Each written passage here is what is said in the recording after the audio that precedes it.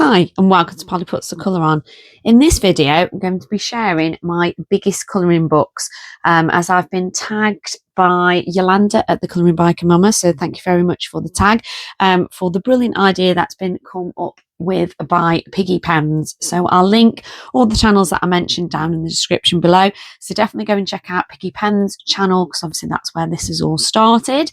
So the idea is sharing all the books that are bigger than kind of your Kirby, Millie Marotta, Johanna Basford kind of size books. As you can see, I've had my new copy of Johanna Basford's newest book. I will do a flip through of this soon, hopefully. But I thought I'll use this as a size reference so that you can get an idea. I will also measure, but just how big my biggest books are. So I have got some other books that are taller, but they're all slimmer. So I thought actually they're probably not, area wise, they're probably not working out actually any bigger. But I've got 3 books to share with you that actually are definitely bigger. They're taller and they're wider too. So the first one that I thought I would share with you is called The Menagerie. And this one, let me get my rule out, is 29 centimetres that way and 29 centimetres that way. So pretty sizable.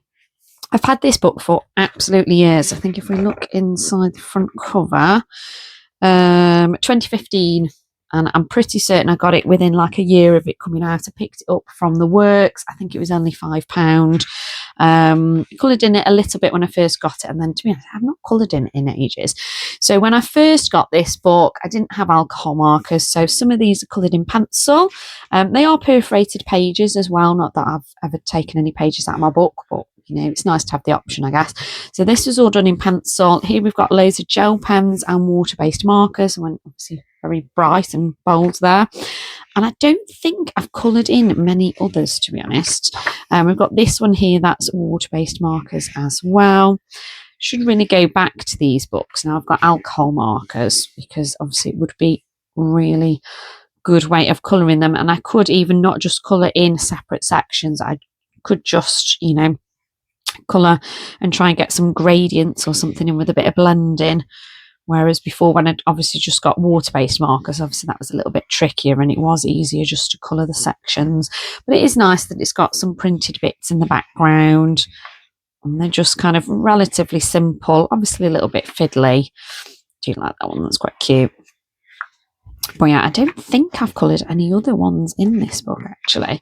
Oh no, tell a lie, I have. I think this one was when I got some alcohol markers, I think from Aldi of all places, when they had their special buys.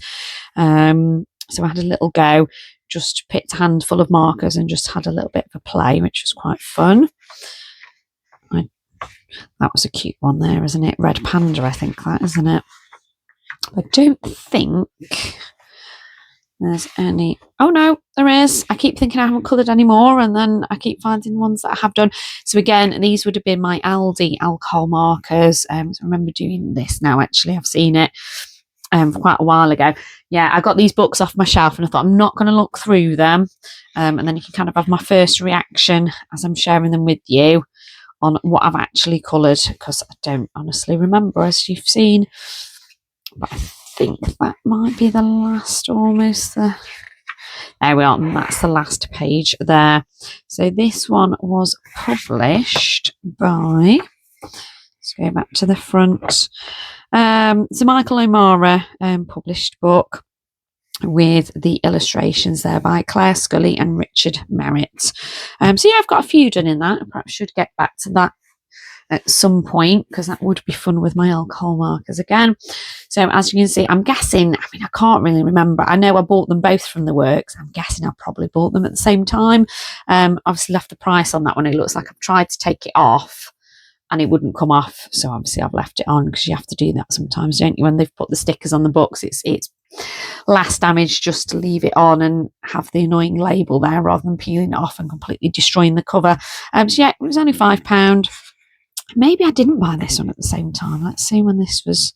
So this was published in 2016, whereas the other one was 2015. So maybe I didn't buy them at the same time, but they both definitely were from the works. I do remember, even though the other one hasn't got its sticker on anymore. I do remember that I definitely did get that from the works. And it is nice because it does have a list of all the in that other one it had got a list in the front of all the animals in the order they appear, in case you did want to colour them realistically. And they've got the same here with the birds. So let's see how much I've got coloured in this one, because again, I've not looked through it, so we'll see. So this one was water-based markers, obviously very bright puff in there. And a bit of gel pen, water-based markers. So you see, by the fact it's not gone through, very, very bright. I'm quite sure what I was thinking there, but obviously just thought I'd go bright and cheerful, I guess. Don't know if I've coloured many others, to be honest. Do apologise if you can hear fireworks in the background, but in the UK we have bonfire night on the 5th of November. I'm recording this on the 7th, but to be honest, we end up with fireworks for like about a week before and a week after, so I had thought I'll hold off recording, and then I thought there's not much point because for the next few nights there's going to be fireworks, so you know, we'll just have to embrace it. There are some cool ones that I can imagine do some really lovely colours in the tail there. That's a sweet one. It's cute. Then it's got the little bits in the background as well. I've noticed that the edges of my paper don't look as if they're getting discoloured. And I don't think they've ever sat in the sun. So I don't know, that's a bit weird. It's a funny expression on the owl's face, isn't it? So yeah, they're a bit, I guess, a bit zen-doodly sort of, aren't they, with all the patterns and things, but definitely could just more block colour rather than feeling that you had to colour each bit in. I want to say, I'm assuming, being as we've not come across any yet, I'm guessing I haven't coloured any others in this one. So again, perhaps I want to get my alcohol markers out at some point and have a go. But yeah, obviously I've had this book in my collection for probably nine-ish years, so obviously your tastes change and your collection grows, and sometimes you don't get back to some books for a while. Oh, that's a funny one. Oh, I like that, the look on that one's face and that one's looking at it. Oh, that's funny. Looks like he stood on his foot, doesn't it? There we are. And then in the back it's saying about that one being available, which obviously I've already just shown you. So yeah, that's another pretty one, and again, obviously quite a large one. I'm guessing perhaps these two aren't easy to get hold of. If these books are still available on Amazon, I will link them down in the description below, but I don't know if they are, to be honest, because I haven't had a look. They are quite old, so I'd hazard a guess possibly not. And then this is a pretty recent addition to my collection. I've seen this on a few people's channels. I've actually got a buddy colour lined up for this book, so I don't have any pages coloured in it yet.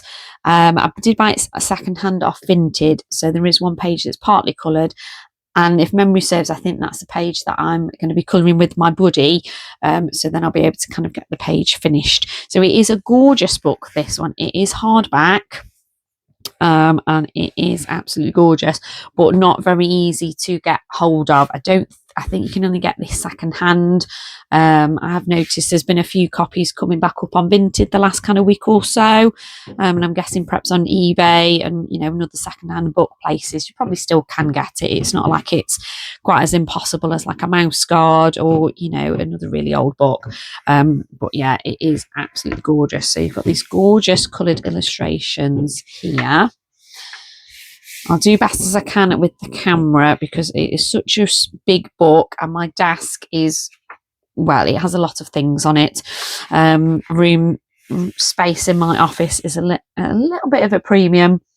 So off to one side, I've got my monitor and a stand where my keyboard and things are.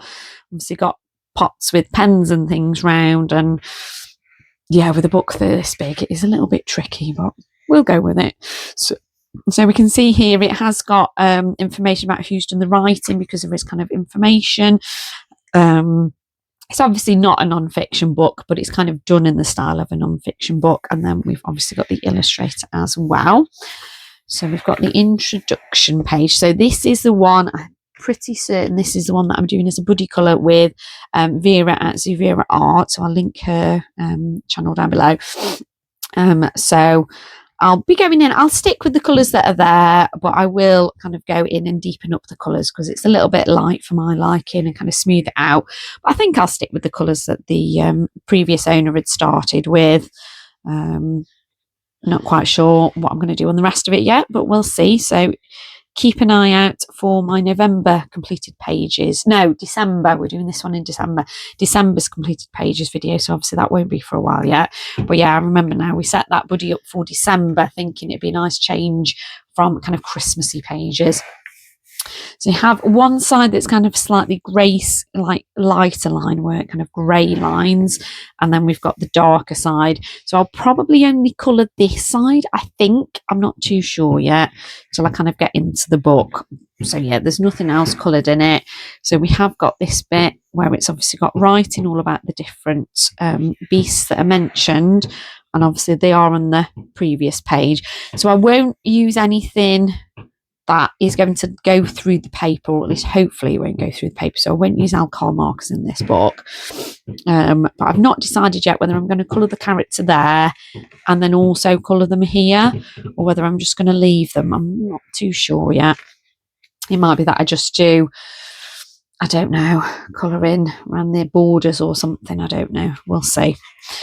So yeah, there's some really cool pages. And there's some creatures that like I've heard of, like obviously, you know, most people have heard of ogres and goblins and fauns, but then there's other ones that when you go through and I'm like, oh, no idea. So it's cool. I could look up ideas on how to colour them or just do my own thing. There is obviously information, so, you know, you could read it and that might give you an idea on what colours to use, although having a quick scan of these, I don't think it really mentions what colour they are actually. So yeah, there's quite a lot of pages. So if you can get your hands on this book, I would definitely recommend it. So I've got kind of all the flying creature section. Here we go. Got even more here. So do you like that one? This is really cute, that one, isn't it? So then we've got like the dragon section as well, which is very cool. I'm considering working through this book in order, unless anybody wants to do a buddy colour with me at some time. I do really love this page though, having said that, because I think this would be a really cool one to have completely coloured one day. But yeah, it might be a kind of stick in order, but maybe jump about a bit if I've got a buddy colour, I think. We've got the fire kind of creature section. So I'm hoping that this paper will take maybe Inktense or things so that it'll make it a little bit easier on the larger sections. If not, it'll have to be pencils. Probably Prismacolors, I imagine, but we'll see when I get into colouring in it. Then we've got the last page where it's got a bit of information. So this was published quite a while ago in 2016, but obviously I never saw this book until kind of a few months ago when I've seen it on other people's channels. And then we've got gorgeous pictures printed again there, and then we've got information at the back. So it's saying about there being over 90 creatures to discover. Obviously some pages have got more than one creature on each page though. Oh, I've just thought I didn't measure that one. The other one I measured was 29 centimetres by 29 centimetres, and this one is just under 30 centimetres. It's like 29 centimetres and 29.8 centimetres or something, I think.